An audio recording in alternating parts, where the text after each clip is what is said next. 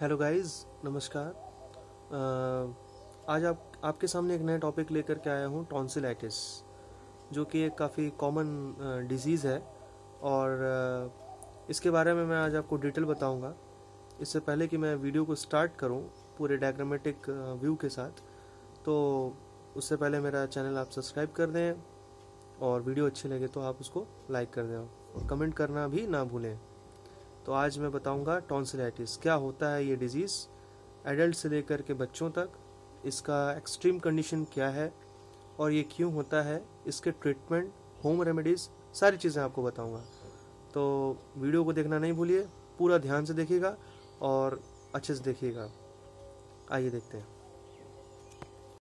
Okay guys, ध्यान से देखिए अपने गले के एनाटॉमिकल स्ट्रक्चर को और क्या है टॉन्सिलाइटिस, टॉन्सिल्स होते क्या है।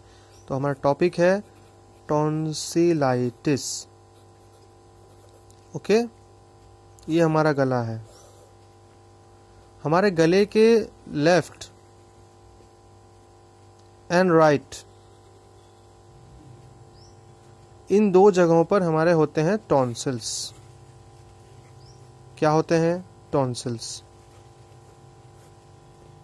यहां पर ये हमारा एक टॉन्सिल, सबसे पहले तो ये जानिए कि ये क्या होते हैं। ये होते हैं आपके लिम्फेटिक ऑर्गन। लिम्फेटिक ऑर्गन, ये जो लिम्फेटिक ऑर्गन है ये हमें इम्यूनिटी प्रदान करते हैं। ये फाइट करता against pathogen like bacteria, virus की जो एंट्री होती है हमारे नेस्टिकल के थ्रू, जो एंट्री होती है या हमारे माउथ के थ्रू जो एंट्री होती है, ये वहाँ पे ब्लॉक करते हैं। उनके अगेंस्ट ये फाइट करते हैं। इनका वर्क है fight. You can say this is the guard cells. आप इसे कह सकते हैं ये प्राइमरी गार्ड है हमारे बॉडी के। प्राइमरी गार्ड कि रुको, अंदर मत जाओ, फाइट करते हैं। तो अगर हम इसको हेल्दी रखेंगे, इसे हम हेल्दी रखेंगे, तो हम बहुत ही, हमारा इम्यून सिस्टम बहुत अच्छा रहेगा। नीचे के हमारे चेस्ट अच्छे रहेंगे, जो भी हमारे और भी ऑर्गन्स हैं। इसके ख़राब होने पर सीधा इफेक्ट पड़ता है आपके लंग्स पे, आपके लिवर पे और लास्ट आपके किडनी पे। 3 जगहों पर इसका इफेक्ट पड़ता है। तो देखिए इसमें इन्फेक्शंस क्यों होते हैं, ये ख़राब क्यों होता है, इसमें ऐसी क्या कॉम्प्लिकेशंस आ जाती हैं कि एलोपैथिक में डॉक्टर्स इसको कहते हैं कि ऑपरेट करके इन दोनों को निकलवा लो। तो ऐसा बिल्कुल भी ना करिए। इसका बहुत ही अच्छा वर्क है हमारी बॉडी में। ये हमारा, मैंने कहा कि प्राइमरी गार्ड सेल है और ये हर चीज़ में रेजिस्ट करता है हमारी बॉडी को, हर बीमारी से, सर्दी जुकाम, इवन कोरोना में भी। कोरोना की बात करें तो फर्स्ट जो कोरोना वायरस अगर अंदर आएगा तो उसको टॉन्सिल से लड़ना होगा। और ध्यान दीजिए, टॉन्सिल्स जब फाइट करता है किसी से भी, व्हेन टॉन्सिल फाइट्स, तो उस समय हमारे बॉडी में कुछ चीज़ें नॉर्मली होती हैं, जैसे फीवर, जुकाम है तो कफिंग, स्नीजिंग, ये सारी चीज़ें होती हैं, नॉर्मल सी चीज़ें। Fever is the normal. Fever अगर आपको है तो मान के चलिए आपका ये टॉन्सिल, यानी कि जो प्राइमरी आपका इम्यून सिस्टम है, प्राइमरी गार्ड है, वो कहीं ना कहीं फाइट कर रहा है किसी न किसी पैथोजन से, चाहे वो बैक्टीरिया हो चाहे वायरस हो। अब वायरस में आपका H1N1 वायरस भी आ सकता है, लाइक कोरोना एक H1N1 वायरस है। बैक्टीरिया में स्ट्रेप्टोकोकस बैक्टीरिया, स्ट्रेप्टोकोकस के कई सारे स्ट्रेन होते हैं, कई स्पीसीज होते हैं, कई स्ट्रेन होते हैं। इनमें कौन सा स्ट्रेन किस टाइप का वर्क करता है, क्या होता है, तो ये मैं इन दोनों के बारे में डिटेल आपको बताने वाला हूँ कि इन्फेक्शन का मेन कॉज इन दोनों से ही है।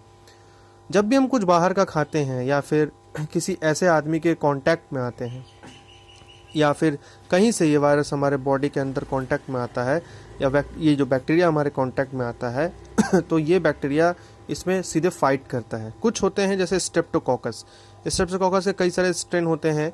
उनमें से कुछ है जैसे आपका बैसी, एक होता है बैसी स्ट्रेप्टोकोकस।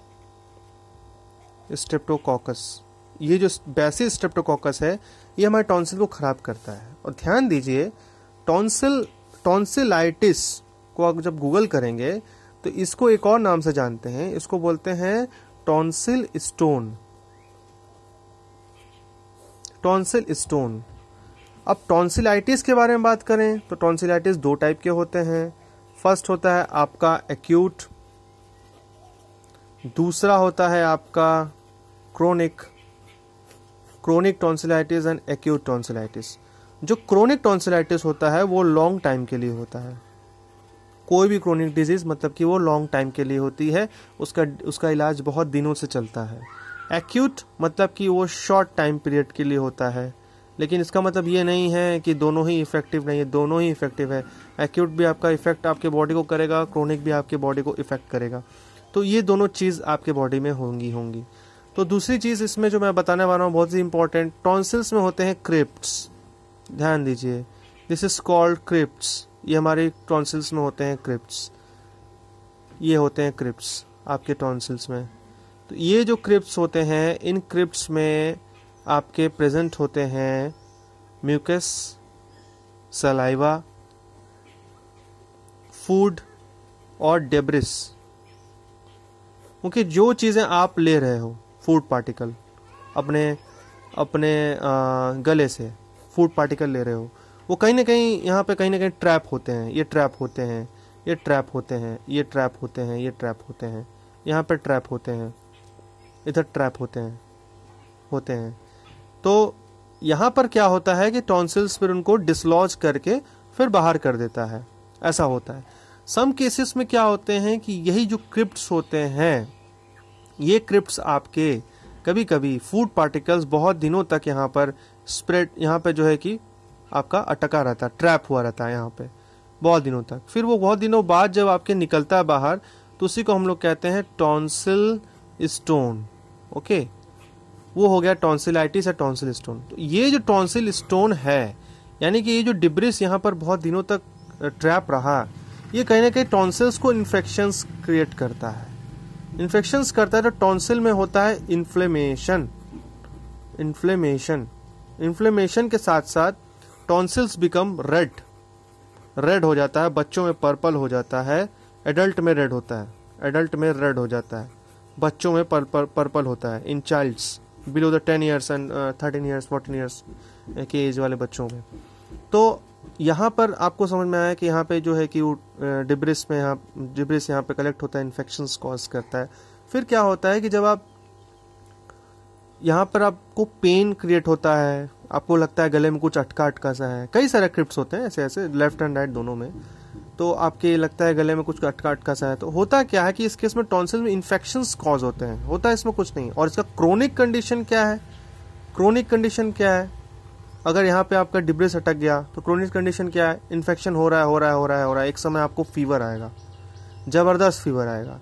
फीवर आने के बाद आपको फीवर आता ही रहेगा, कम नहीं होगा। आप एंटीबायोटिक्स लेंगे, जनरली जो एलोपैथ में आप लेते हो, तो उसके बाद फीवर आएगा। फीवर आते फिर एक समय क्या होगा कि कभी कभी बहुत ज़्यादा क्रोनिक हो जाते हैं। जो लोग एकदम ही इस चीज़ के बारे में केयर नहीं करते, तो उनके टॉन्सिल्स में पस भर जाता है। तो दैट इज कॉल्ड पस, फॉर्मेशन ऑफ द पस इन द टॉन्सिल, पस इन द टॉन्सिल। तो वो बहुत ही लास्ट केस है, वो टॉन्सिल का लास्ट केस है। वो फिर बाद में कॉज कर जाएगा आपका पेरीटॉन्सिलाइटिस। उस केस में डॉक्टर आपको रिकमेंडेड करेगा टॉन्सिलेक्टॉमी करा लेने के लिए।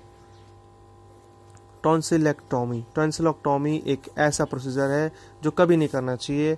टॉन्सिलेक्टॉमी का मतलब होता है सर्जरी। कट द टॉन्सिल्स और टॉन्सिलेक्टॉमी।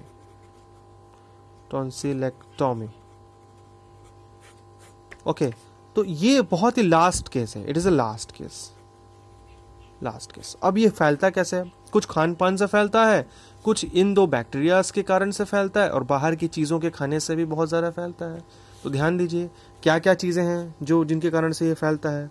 पहला होता है बहुत ही ज़्यादा too rich and spicy food से, स्पाइसी फूड खाने से। दूसरा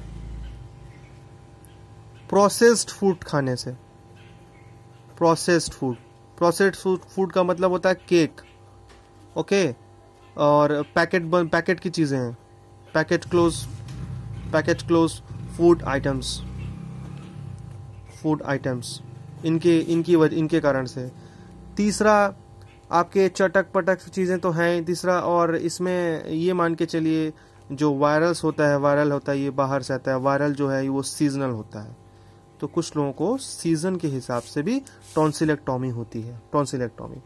तो सीजनल टॉन्सिलेक्टोमी मतलब स्वेलिंग हो जाना, टॉन्सिल्स में स्वेलिंग हो जाना, यहाँ पर प्रॉब्लम होना, इधर ऐसा प्रॉब्लम होना।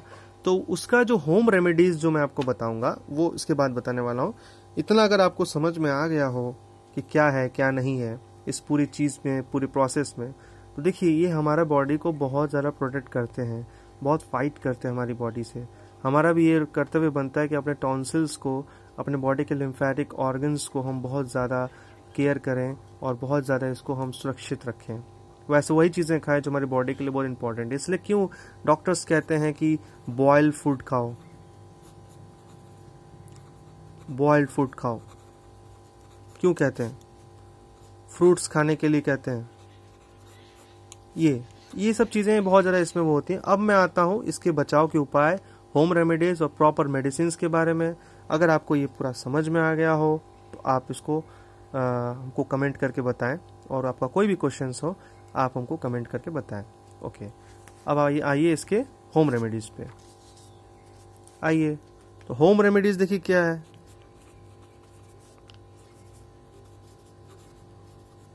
होम रेमेडीज जानने से पहले ये जानिए कि होम रेमेडीज में वही चीज का इस्तेमाल करिए जो नेचुरली एंटीबायोटिक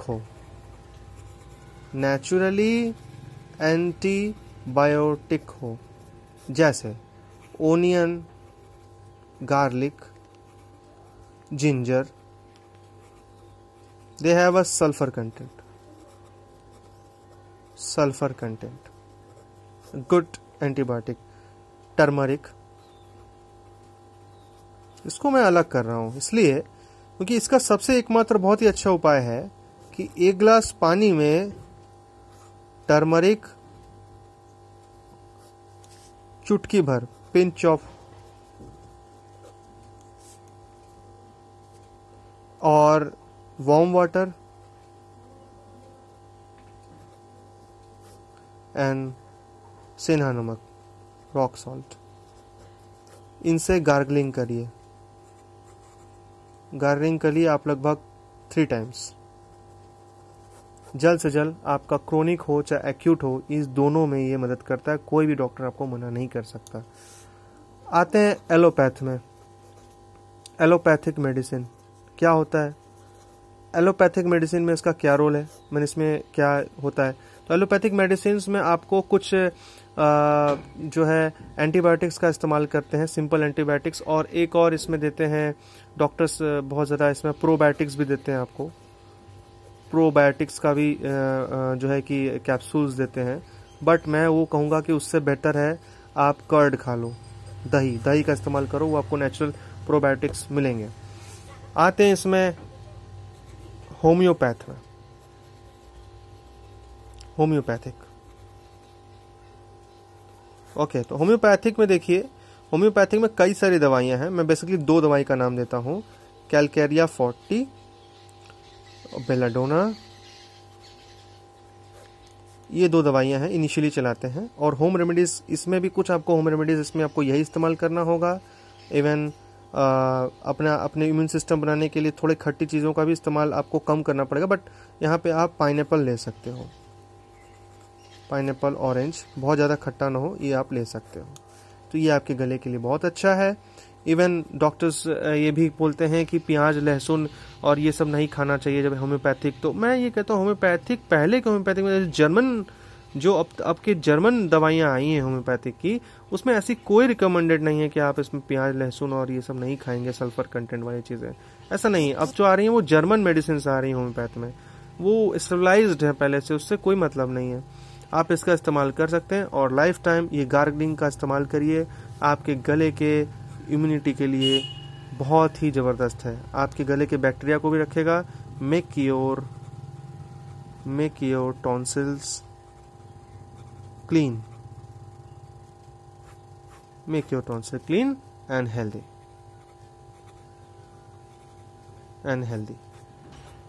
देखिए ये सारी चीज़ें भी हैं।